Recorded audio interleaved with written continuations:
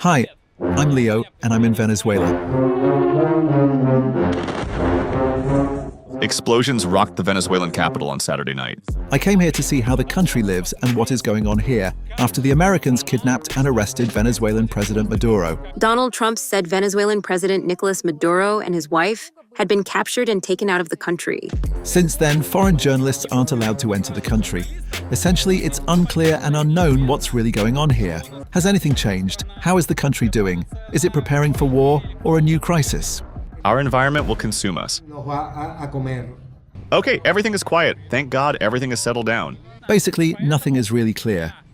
And that's why I came here to find out, figure it all out, and tell you about it. Everyone is running around, everyone is in motion. What's happening in the country is especially interesting because since the utterly horrific crisis of 2017 to 2018, when there was literally nothing to eat here, it was an economic disaster. Virtually a humanitarian crisis. Millions of Venezuelans have left. Crime was so high that Caracas, the capital where I am now, was considered the most dangerous city on the planet. And in fact, it was. This place has the highest murder rate, the highest robbery rate. I'm saying this because I was in Venezuela at the time. Since then, Venezuela has been branded as a very dysfunctional, very poor, dangerous country, incredibly difficult to live and survive in. So it will be interesting to compare it with what I saw 8 years ago. Has anything changed? How do people live in Venezuela? What's been happening here since Maduro's arrest? We'll be learning all about it today. We'll be walking around the city, around Caracas, talking to people, and getting to the bottom of it all.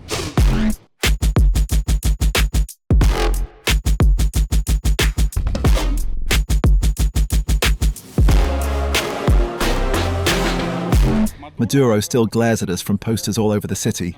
Yes. They haven't removed him yet. He hasn't gone anywhere yet, yes? They will eventually. Some are even talking about his return. You can see on social media that people are waiting for him, hoping he'll return, so... After the life sentence.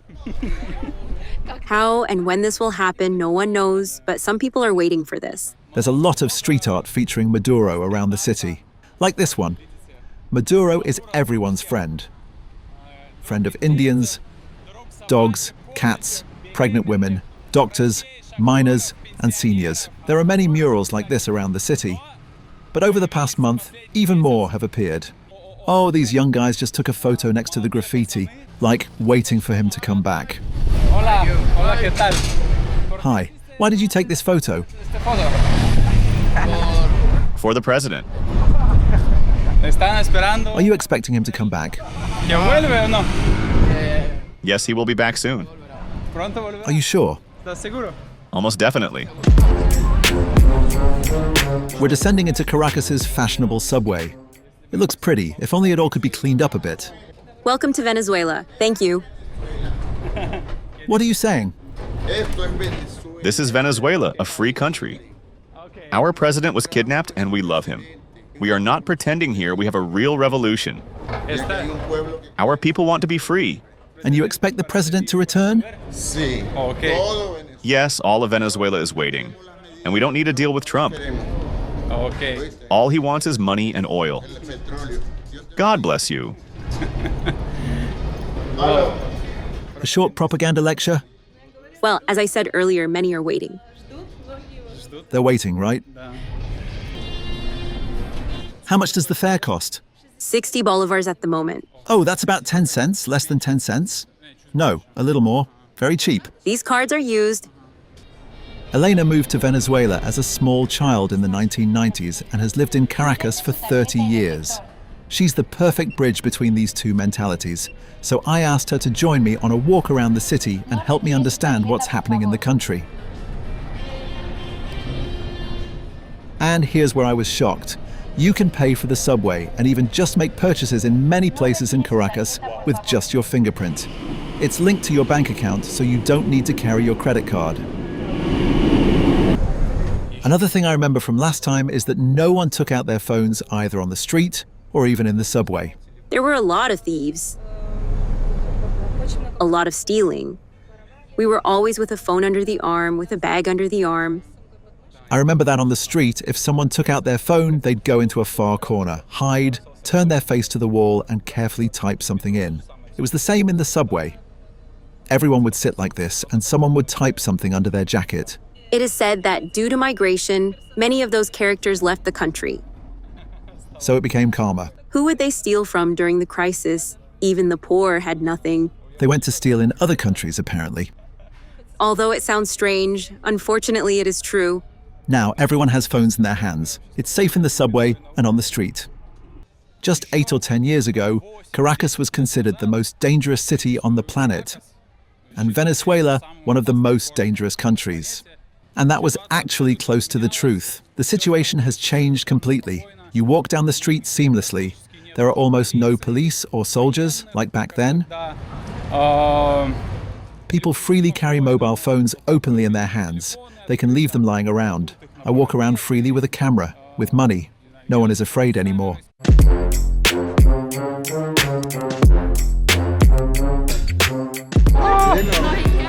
I'm shocked. A local couple just came up to me on the street and said, "We watch your channel in Spanish." I noticed you and said, "Look, it's him." Wow. We watch you all the time. Let's take a photo on your phone, honey. Fantastic.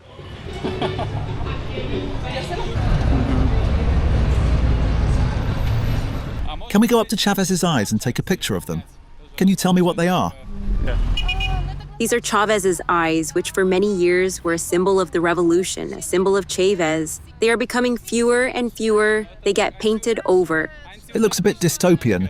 The president is looking at you from buildings all over the city. Well, maybe not all over the city, but definitely in the western part. Everything was decorated with them there. He's like the Mona Lisa. Wherever you go, it seems like his gaze follows you. A very interesting feeling. So here are the panel houses. The panel houses are called Chavez, you say? No? Giant of the homeland. That's like his title. Wow. Giant. Giant of the homeland. That's Chavez's title. Well, yeah, it's kind of popular. Giant of the homeland. That's nice. Does Maduro have some kind of special title? I don't remember any. Just some not very good ones. Not very good? Like what? Imagine whatever you want. I don't remember. So not everyone is waiting for him to return. I don't think so, not everyone, but opinions are divided. Venezuela has been living with these two opinions for a very long time. Although I think this is just my point of view, that everyone wants change for the better. Something has to change.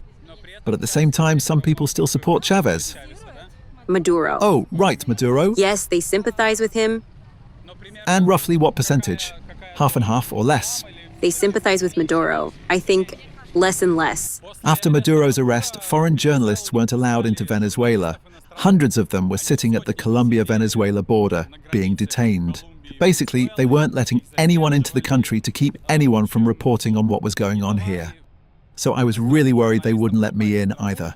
I left all my good cameras, microphones, everything, and went to Venezuela with just one action camera, so I didn't look like a serious journalist, just in case. Therefore, forgive me, there won't be any pretty pictures, but at least we'll see how people live here. This is the gesture Maduro made with his fingers when he was detained, and it's become such a symbol. Now it's everywhere on murals. Here it says, "Always homeland, never colony."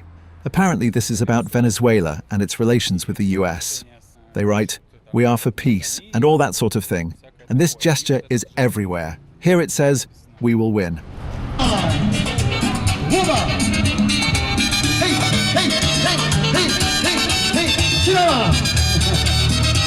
Two, 3, 4, 5. He's making a challenge. Yeah. It's a challenge.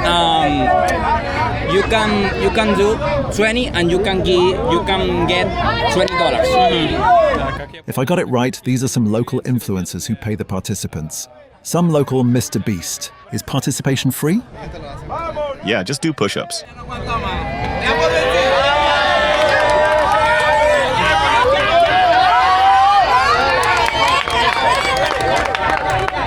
Well, my first priority is to exchange money at a decent rate. Otherwise, it's really unprofitable to live here. Oh, I think I found a guy. Hi, do you exchange dollars?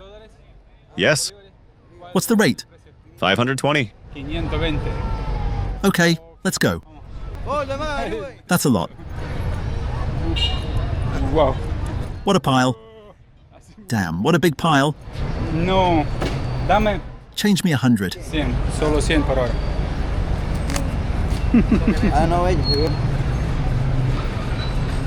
So, you see? Here's a guy walking around. No problem. Speaking of safety, a guy walks down the street with a huge wad of cash in his hands and feels completely at ease, no problems, no fear. I think this is a very good indicator of how much better it is now. With safety, he's been standing there for 5 minutes now, counting out my money. I don't even know where to put it, to be honest. It turns out that for $100 I get 52,000 bolivars. So, basically, I'm going to acquire that whole wad he was carrying. Thanks. So what's going on with the exchange rate of the bolivar, the local currency? Why do they have all these money changes on the street and endless exchange rate problems? Because the country is experiencing constant inflation. 8 years ago, the black market for currency was very active. Everyone used it because the official dollar exchange rate was very low, while on the black market, it was tens, if not hundreds, of times higher. The official dollar exchange rate in Venezuela is drastically different from the black market rate. Officially, the dollar is worth just under 11 bolivars. On the black market, it currently costs 40,000 bolivars. If you compare it with last year, this time last year, right now it's like 40 times as much. There's also an official exchange rate and a black market rate now, but they are only slightly different. Today, the official rate is 414 bolivars to the dollar, while the black market rate is around 480.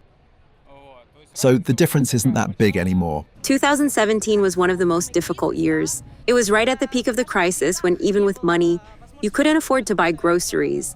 All the stores were empty. I remember a bunch of children and teenagers rummaging through trash. There was someone standing next to every trash can looking for food. Yes, they were looking for food. This struck me. Piles of trash lie at intersections all over the city, and throughout the day, they become completely scattered and gutted because so many people come and eat from these trash bins. Someone is constantly rummaging around and eating near each one. My friend, I'll give you some money for food if you want. Buy some food. Caracas is a city where a lot of mango trees grow. It's February now, and mango season begins in March and April.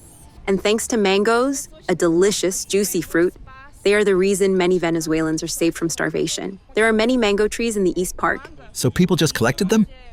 People went there with buckets and picked mangoes. It was the mangoes that saved the day. Around 2019, people started to feel a sense of relief. Groceries began to appear, and the situation began to feel different. There were more stores, more restaurants, more goods, more diverse brands. Life began to flourish again. And now, we're living. We have everything. The most important thing is health and, of course, the money to buy it all. To give you an idea of how much prices have risen, in 2017, I used to buy a hot dog on the street for 25 cents. Today, it costs at least $5. You should film the prices. 10,000 bolivars. So 25 cents. there you go. Yeah, man. It's gonna be like a big ass hot dog.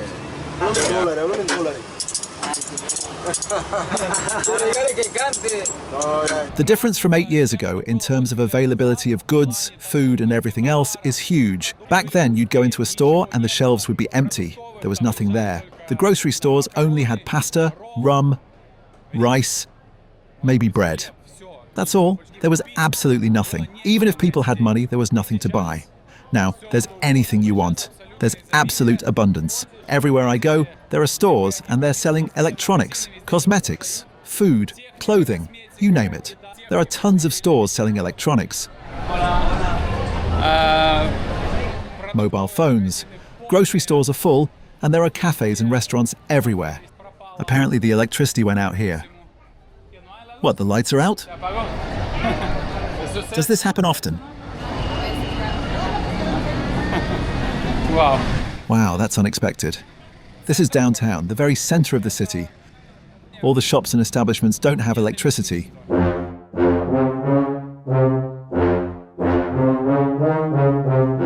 I found a supermarket that looks state-owned.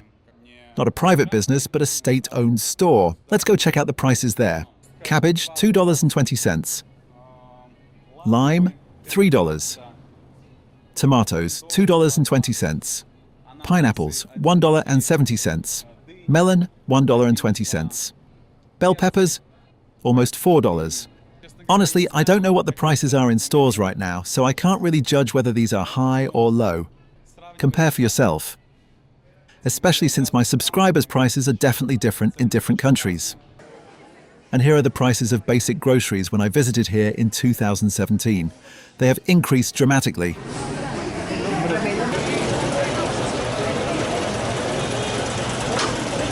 Pasta is important. A pound of pasta is $1. 2 pounds for $3. 2 pounds for $3.20. A little less than 3, here's rice. 2 pounds of rice for $2, 2 pounds of rice for $3. Well, here's the meat section. Let's see what they have here. Here's chicken breast. A pound of chicken breast,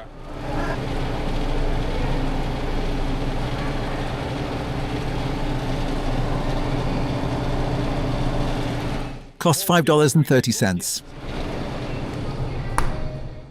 Brutal. The soda stand is a Venezuelan favorite. It's sweet soda. A liter of Pepsi is $1. A liter of 7-Up is $1. Oh, I'm shocked. I'm just shocked. A liter and a half of water, just a liter and a half of water costs $2. $2? Meanwhile, 2 liters of Pepsi costs $1.40. I don't get this joke. Okay, forget Pepsi, but a few years ago, even gas was cheaper than water. Like, way cheaper. Hello, how much is a liter of gasoline? 6 bolivars. 6? Only? That's nothing.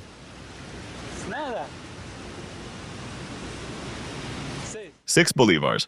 That's unreal. Why? So cheap. In Venezuela, water is more expensive than gas. This is so unreal. A liter of gasoline costs 6 bolivars, which at the current exchange rate is that many dollars. It's fantastic. For just $1, you can fill up 10,000 liters. Let's ask our taxi driver what's going on with gasoline prices today. How much is gasoline now? El precio de la gasolina. I bought 2 liters for $1. The dollar is 405 bolivar today. And at another gas station, a liter was for $1.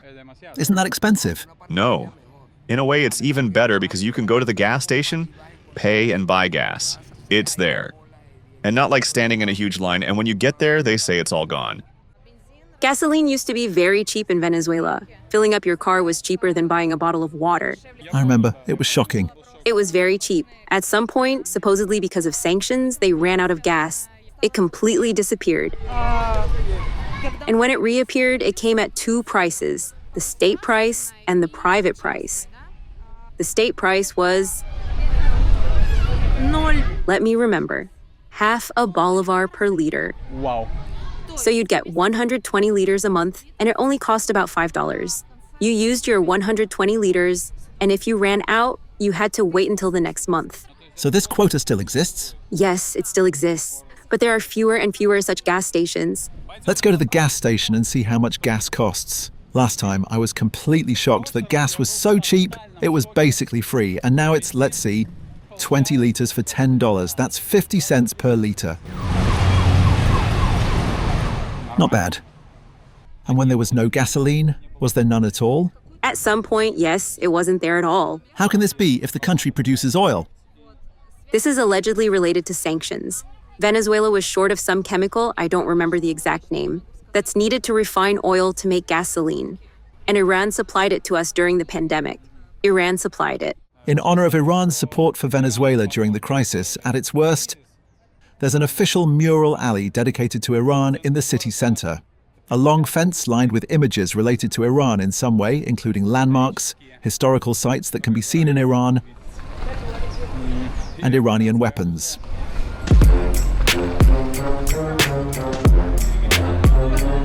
The cars on the roads are old, mostly quite old. This is because new cars were allowed to be imported just a few years ago. Before that, for many years, everyone drove whatever was left. That's why there are many old cars. But new ones are already popping up, and there are a lot of Chinese cars, also some Iranian cars.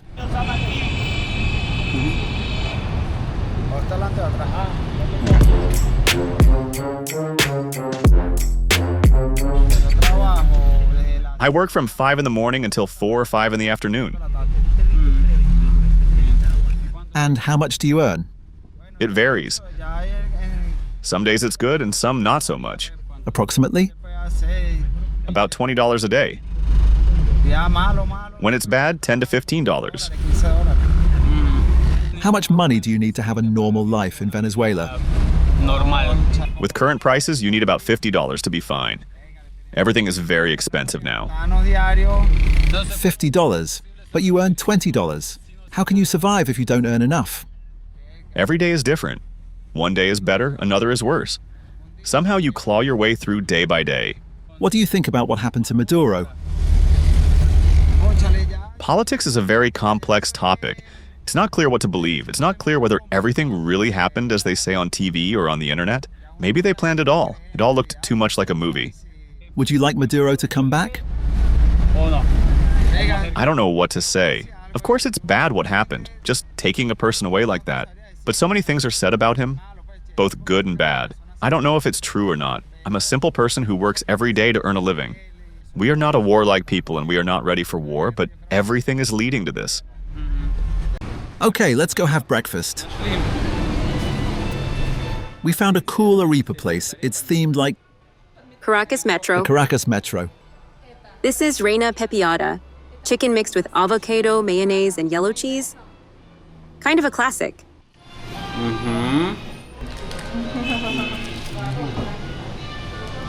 It's really corny. Very tasty. It's so good. Oh, so much mayonnaise. Let's talk about this. I think it's interesting. The national currency is bolivars, but I came here this time and prices are in dollars everywhere. In all the establishments, on the street, in the shops, in the street stalls, everything is in dollars. Why is that? Some year, I think it started in 2019.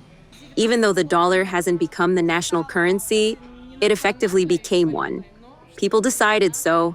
The bolivar is falling daily. There's no point in putting up new prices every day. The dollar is stable, so prices are indicated in dollars. Although you can pay in bolivars, dollars, even euros, they'll just recalculate. You come to any establishment and see an arepa costs $4.50. You can pay in dollars or bolivars. At the official rate. Yes, at the official rate. That is, if you want to pay in bolivars, every establishment Yes, daily. has a daily official rate. Today the dollar is worth 411. Yesterday it was worth 407. That is, the bolivar has fallen 1% against the dollar since yesterday. It changes every day. Every day it grows by 3.52. Every day it grows. Here's what happened over 3 days. On the second day, the exchange rate rose by 4 bolivars. On the third, by 3. That's roughly a % increase per day for the dollar. But you know, it's not cheap, I'll tell you that. Like a $5 arepa. This is almost like American prices. But people come and have breakfast. It's not like the places are empty. More and more cafes and restaurants are opening. It seems like people have money. You can pay in dollars. You can pay in bolivars. Do you have any other accounts or cards? A lot of people here tell me, open an account. What kind of account? You can use USDT. USDT. USDT. PayPal is already accepted in many places. Wow. All sorts of cryptocurrency. So you can go to a cafe and pay in USDT. Not everywhere, but there are more and more of them. Wow. Hola. What kind of camera is that and how much does it cost? $500. I make content too. Are you an influencer too? Yes, on TikTok. This camera takes great pictures. What's your content about? About traffic.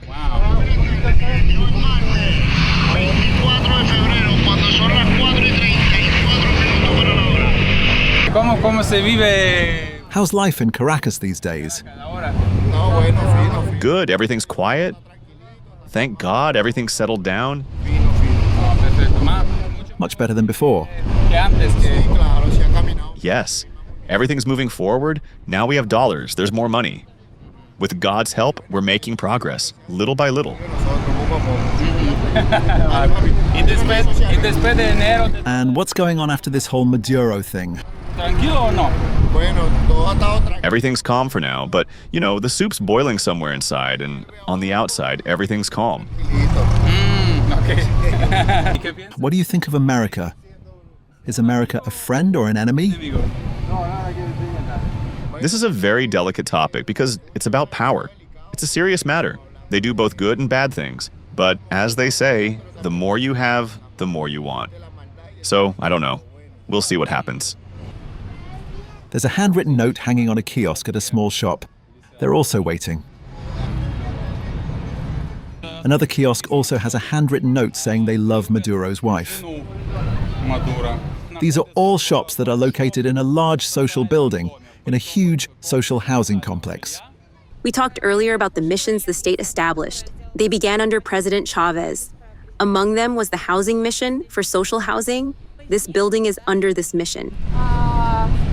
These houses were built by Chinese, Russians, and Belarusians. Builders. This is social housing, apartments that were given free to people who didn't have housing. They signed up for the program and they were given apartments. The plan was to get people out of the barrios and into Caracas. So they gave out apartments for free. What was needed for this? Было что? Доказать, что ты... Register, prove you have a large family or that you live in a disadvantaged area. Apartments were given out not only in Caracas, but throughout Venezuela. Didn't this end up in... Like, I just thought of New York, for example, where they moved mostly black people into social housing. For free or almost for free. And, as a result, the new neighborhoods turned into ghettos. Of course, that happens. So, they were moved out from the barrio, but they brought the barrio with them. I've heard stories. Some people lifted motorcycles up the elevator right into their apartments. Some raised chickens, some even had goats. Right in their apartments. Yes, right in their apartments. Music at full blast. That happens. Basically, most of Caracas is huge, endless barrios. Yes, yes.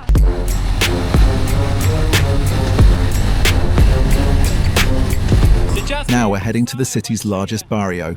In fact, it's the second largest barrio in Latin America. It's called Petare. It's a huge neighborhood on a mountain, looming over Caracas.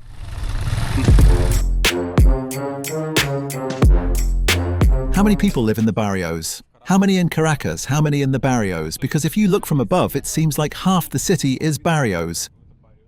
In Caracas, it's hard to say exactly. About 5 million. In Petare itself, there are about 1 million residents. Imagine. Are barrios generally unauthorized buildings? Did people build them all as best they could? Yes, 90%. What's the story behind them? How did they even come about? How did they come about? I don't want to mislead. And it's a controversial topic. But many Venezuelans say that barrios originated in Colombia. When Colombia was going through a crisis in the 1960s, similar to the Venezuelan crisis of 2016 to 2017, many Colombians migrated to Venezuela. They had nowhere to live or work. So they built these little houses in the mountains, wherever they could. The barrios gradually expanded. Everyone built according to their knowledge, their money, their skills, the best they could. So I think about 90% of these are unauthorized. For example, this house was built by Nereida. Just by herself? She will tell us about it. Wow. Yes, a woman built her house without any knowledge of construction. Let's go to visit the locals. It's the most interesting thing. You're beautiful, as always. Thank you, darling. How are you feeling? Everything's fine, thank God, little by little. Buenas tardes. Hello, I'm Leo. I'm Narita. Fue construida. I built this house with my own hands. Was there some kind of engineering plan, something scientific, or was it just intuitive? Para hacer, tenías algún conocimiento, lo fuiste haciendo día a día y ya, pa'lante. No, I just decided. I want the entrance here and the living room here, and then it just went on as it was built. I want the bathroom there, not here. And this house turned out like this, with love. Room tour. You've already seen the living room. It's spacious, nice and bright. 2 bedrooms. This is my kitchen, small but cozy. The bathroom. Oh, what a view. Oh. What a luxurious apartment. So don't think that people in poor neighborhoods live poorly. I wish we could live like this and not in our studios and 1-bedroom apartments. And she did everything on her own. And with such a view, and done on our own. Here, every house has its own style and taste. Everyone does it their own way, right? Everyone does it their own way. Each has their own amount of space, materials, and knowledge. There's a huge house on the left. It's completely different.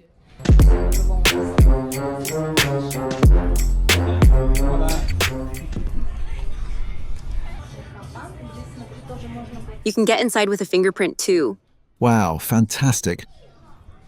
Didn't expect that in a barrio. High tech. They sell ice cream here. They're called tetas, like a woman's breasts, because they're made in a similar shape. Seriously?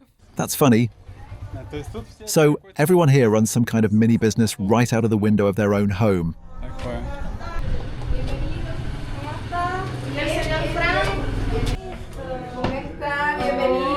Welcome.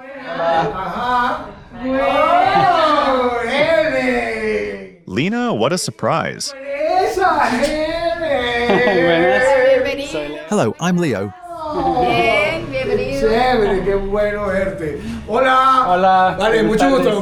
My name is Fran. Nice to meet you. What are you filming? Making golfiao for Chef Angel and Lorena, his producer. So, you're a chef, right? Yes, At a restaurant? I closed my restaurant a year and a half ago. We had problems with profitability and rent. The average bill was a bit high, $25 to $30. My girlfriend is a photographer and we had a professional match. Now we travel around Venezuela and shoot traditional recipes and the stories behind them. Has running a restaurant in Venezuela become easier or harder now? What's the situation?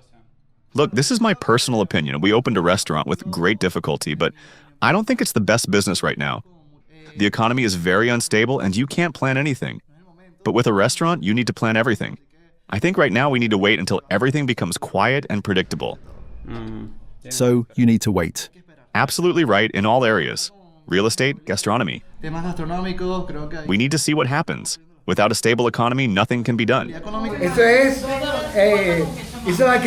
It's like a Chelsea bun from London, but instead of nuts and fruit, it's made with cheese and sugarcane, so it's both salty and sweet.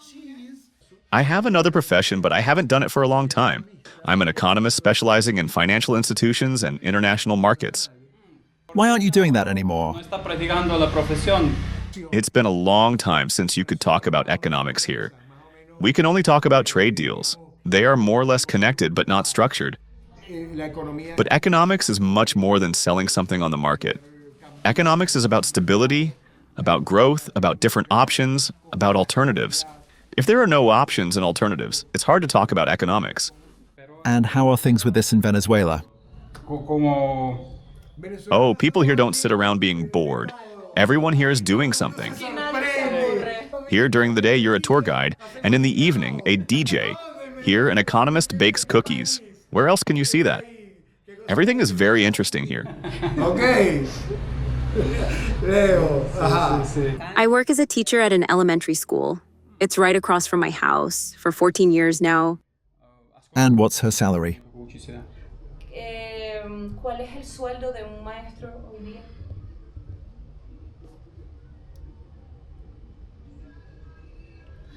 It depends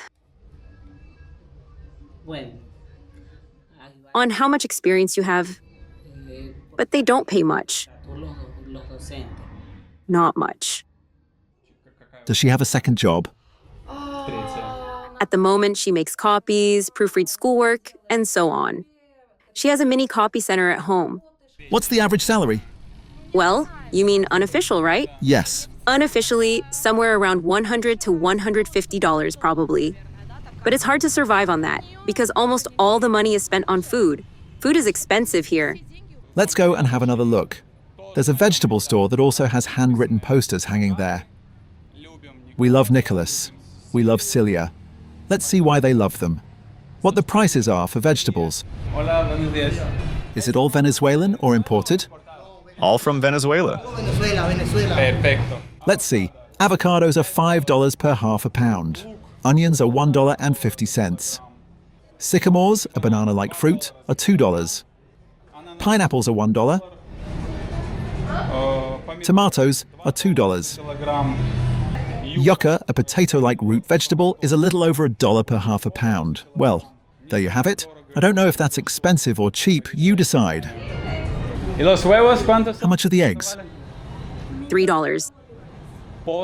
Per pack. Yes, per dozen. So I went into this chain store. It's nice, modern and trendy. Let's see what the prices are. There aren't many groceries here, mostly other useful things.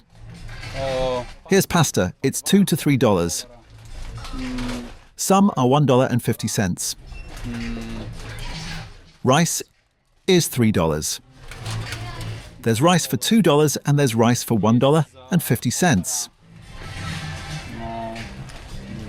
For some reason, vegetable oil is $4.50. Canned tuna is $3.50. Local toothpaste is $1.50. Colgate toothpaste, regular, cheap, imported, is $4.50. Again, compare this with prices in your country and decide whether it is expensive or not for a country with a salary of $200 to $300 per month.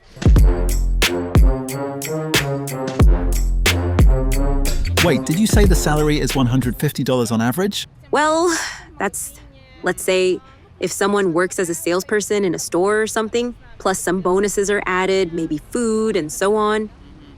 And how much do people get in the office? I think it's already $300 plus. $300? Yes. But besides that, for example, you can work in the office and sell something on the side or cook something. You can bake cakes, do eyelash extensions in your free time, on weekends, do something besides your main job. That is, no one lives on just one salary. Venezuelans usually either have two jobs or they have something else. To say that they survive doing one thing, no. Everyone is running around, everyone is in motion. Here's a guy who set up his own street shoe repair shop. It's also a way to make some money. Everyone has their own skills, they do what they can. Another example of how the locals make extra money and make ends meet. There's just a street mall here, and a few people are standing there making haircuts. It's like a street barbershop. How much is a haircut? $5. There you go, very economic.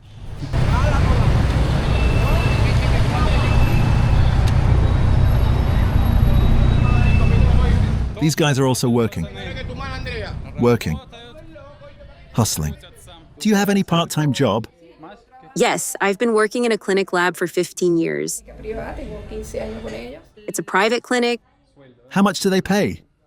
It's a private clinic, so they pay more. The official salary is 30 cents. That's not even enough to get there.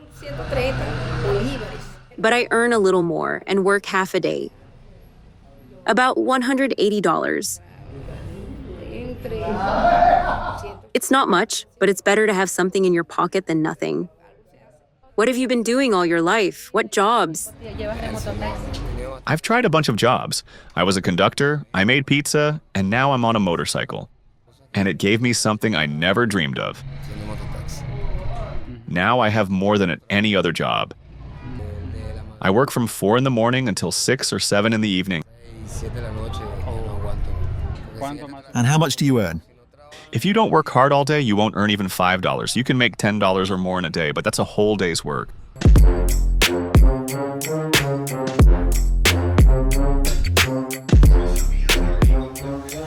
The helicopter carrying Nicolás Maduro was attacked but continued flying.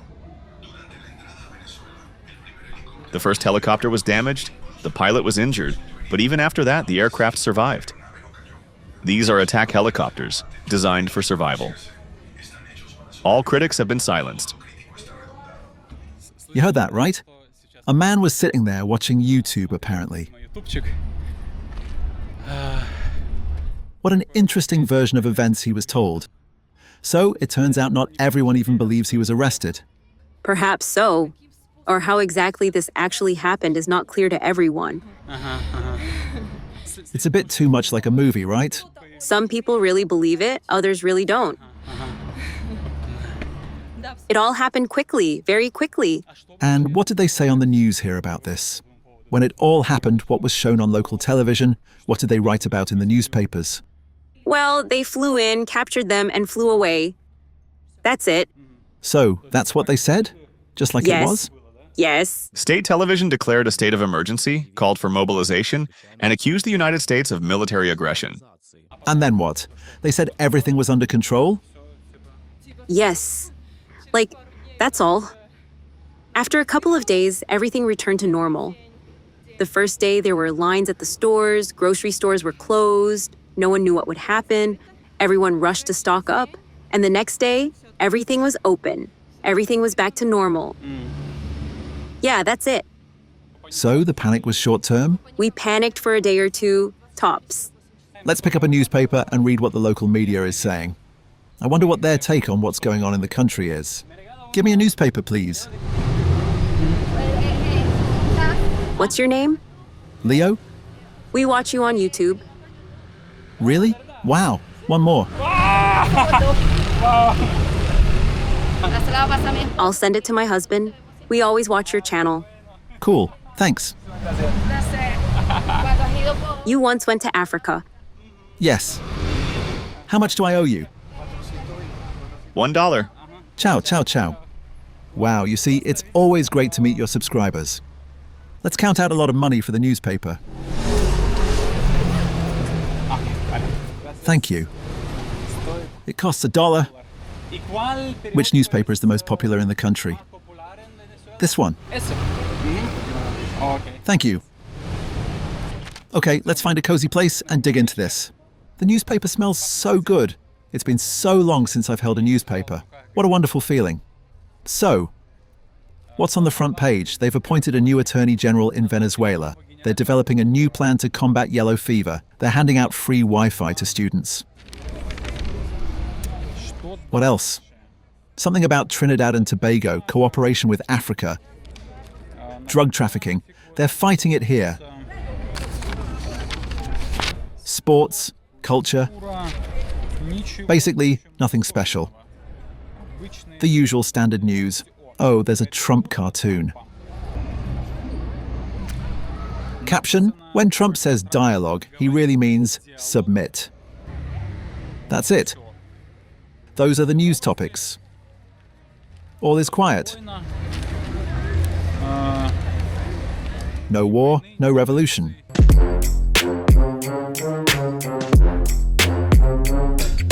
Then everything gradually returned to normal daily routine. Everyone started opening stores and going to work. School was delayed for a week for the children just in case. Of course, there are some changes now. Children are asked to bring a special bag with supplies to school, just in case something happens again. Shall we go? Come in. So, in case of some kind of emergency, kind of a survival kit? Yes. What's included there? Food or something else? If a kid needs medication, then medication. Phone numbers are a must. Some food, medication, toilet paper, medical alcohol, that kind of thing. Thank God, everything's back to normal. Although we live without knowing the truth, such a calm uneasiness. I don't even know how to describe it. It's strange, incomprehensible even to us. But the government has remained essentially the same. For now, yes. But they say it will change, that there will be elections. At some point, there will be elections. What about the story that Trump put someone of his own to manage all this? That the local government is allegedly subordinate to the US? They say so, yes, that it is completely subordinate. Are people saying this, or is it in the media too? What are they saying now? People, mostly. If we talk about the media, it all depends on who you listen to, the opposition or state channels. Everyone has their own version. They even say the vice president could have had some dealings with the US, maybe. You don't know who to believe. And what do the government agencies say? That no, they're not subordinate, that they're waiting for the president to return, and that everything will be as before. I see. People aren't happy that everything will be as before. Of course they're not. We want something fresh, new, good, kind, and positive for everyone. Venezuelans have been through a lot. It's a very good, warm country of kind, good people. Well, like everywhere, there are some issues. But I think Venezuela should move towards betterment. Venezuelans are really looking forward to it. We all need this. Is there some kind of tendency that the government is more supported, for example, by poorer people? Yes, something like that. Yes. Low-income people. That is, those who receive some kind of social bonuses. Yes, bonuses, benefits, they support. But this is not always the case, and of course, not everyone. And those who are in business, earn money, they already want something else. Yes. It all depends on what we can do. If we do nothing, the situation, our environment, will consume us. We'll just watch everything around us collapse. But if we do what we must, positive changes will come. So what must you do? One of the most important things is the Venezuelans who left. They're called migrants, but I don't like that word. I call them legionnaires. They're not just working there to send their families $150. They're absorbing a different way of life, a different quality of life. They're gaining knowledge that can be applied here. You also said that many people left. Yes. Speaking of numbers, I can't give you exact ones, but about 7 million Venezuelans left the country. Are your 2 daughters in Venezuela? No. One lives in Chile. And your granddaughters? All 4 grandchildren live with me. Did I understand correctly? The daughters left and the grandchildren stayed with her? Yes, the daughters left the country and the grandchildren stayed with her. Is this a common situation? Yes, it is common. Some people take their children with them, some leave them with grandparents, aunts, uncles, until they get settled abroad. They don't all go together. So they take them later? Someone takes them later. In her case, no, they left them. My 2 children live abroad, and it's hard. My nephews too. And it hurts not to be able to hug them. Yes, I see them on screen, I know how they live, but it's not the same. They don't know how I live, and I don't know how they live.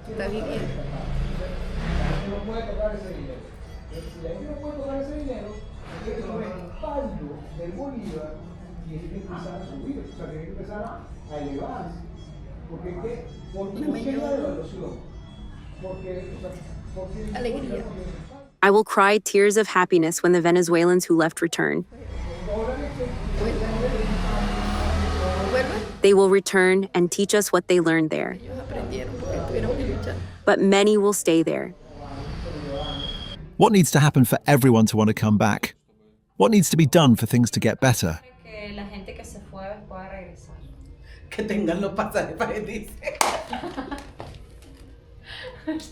People need money for a return ticket.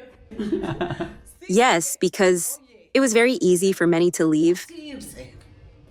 But it turns out it's hard to come back. It's complicated. They work there, pay for rent, food, and services. They send money to their families in Venezuela. And when someone here gets sick, like me, for example, my daughter has to spend everything on me. So it's all complicated. What needs to be done or what needs to happen for things to get better here? To go back to how things used to be?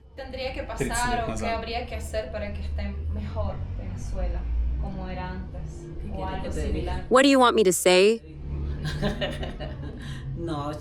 What needs to happen? We must continue to fight for a better Venezuela. What are his plans for life? ¿Qué planes tienes a futuro? ¿Qué te gustaría lograr? Peace. To live peacefully at home. To have my own house, motorcycle, car. To work on my motorcycle, and for my children to be well. What else do you need? I have a son and a daughter. And a motorcycle. My motorcycle is my woman. I have both a wife and a motorcycle. What about the children? What future does he see for them? Does he want them to stay in Petaro or leave Venezuela?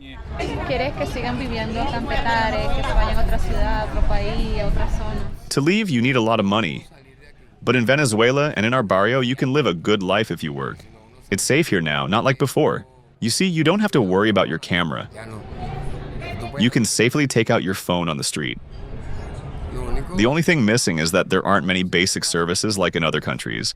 But if you know how to live and know how to work, you can live in Venezuela. You can, of course, emigrate, but you'll have to hustle all day long just to live a little better than here. You'll have to work even harder. What do you think about the future of Venezuela? Everything will be fine. When? Only God knows. I don't know if you believe in God, the universe, or the stars, but God knows when. We can't say when or how, because we don't know. What do you think about Venezuela's future after what happened to Maduro in January? I'll tell you. God does everything in its own time, and everything has a purpose. I think Venezuela will get better.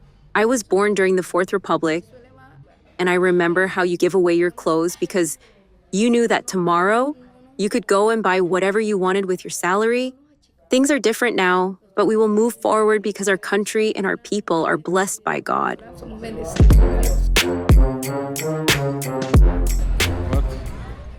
Here's the timer. On the screen it says 54 days without Maduro. What's sequestre mean? Taking hostage, Oh, I see, kidnapping. kidnapping of Maduro and his wife. They're counting the days. It's like a digital tear-off calendar. Simón Bolívar looks down on it. Does he want Maduro to return? No comment. He's done both good and bad. I won't answer.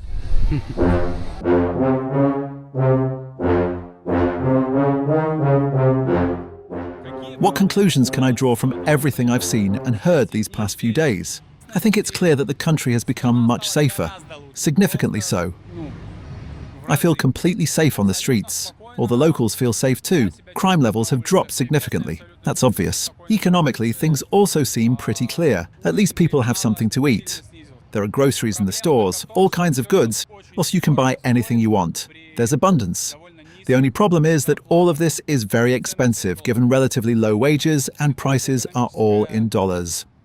The economic situation is difficult, but still much better than it was in 2017 to 2018. Politically, things are much less clear. It feels like the country is frozen in anticipation, frozen in place since Maduro's arrest. And while it seems like nothing has happened yet, nothing has obviously changed, people are waiting. People are frozen in anxious anticipation to see what will happen and how things will change. Everyone wants things to get better. Everyone understands and acknowledges that change is needed. But some want change through new methods, with a new government, while others want change but with the old government. And I also think the way everyone in the video answered my questions about Maduro, politics, and the future, how carefully they chose their words, how they tried to avoid saying anything direct or specific, also speaks volumes. It speaks volumes about how unsafe, unsure, and uneasy people feel in this situation. It speaks volumes about how scared everyone is to say what they really think, because everyone is living in total uncertainty. Because apparently major positive changes could happen just as well as some kind of terrifying crackdown. At least no one seems to be preparing for war. No one is talking about war. No one is talking about an invasion. No one seems to be afraid of it. That's already good, but we can only wait and see what happens to Venezuela. And I wish all Venezuelans a change for the better. I think they deserve it. Wonderful people and a truly wonderful country. Let's wish them luck. Let me know in the comments what you think about all this. This was Leo from Venezuela, and I'm going home. See you.